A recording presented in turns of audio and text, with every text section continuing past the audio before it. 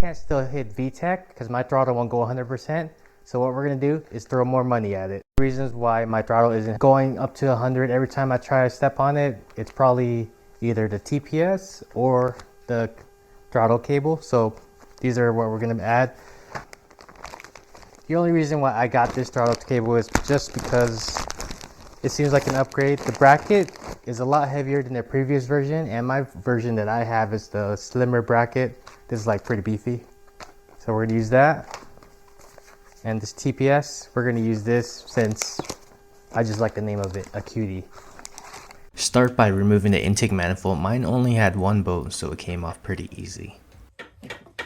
Next, remove the old TPS. You might have to cut off the bolt so a flathead can fit. Mine was already cut, so I didn't have to do that. Installing the throttle position sensor, we're going to have to make sure when the throttle is closed, it's going to be around 0.48 to 0.5 voltage. So we're going to put the 1 in the middle where the wires are, and then 1 is going to go to the ground of your battery, and then we're going to put the car in the on position, and we're going to make sure that it's 0.5 volts. After installing the new TPS, make sure it's reading around 0.48 to 0.5 volts at closed throttle using a multimeter.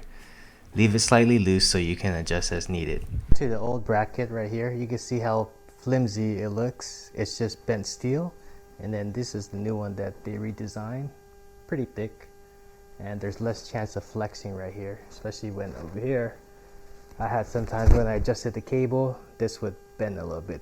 So this is definitely an upgrade. Next, install the new throttle bracket. It's just 2 bolts. Insert the throttle cable through the firewall hole. You'll need to twist it to lock it in place. Connect the throttle cable to the throttle body. You'll have to twist the throttle open to get it on.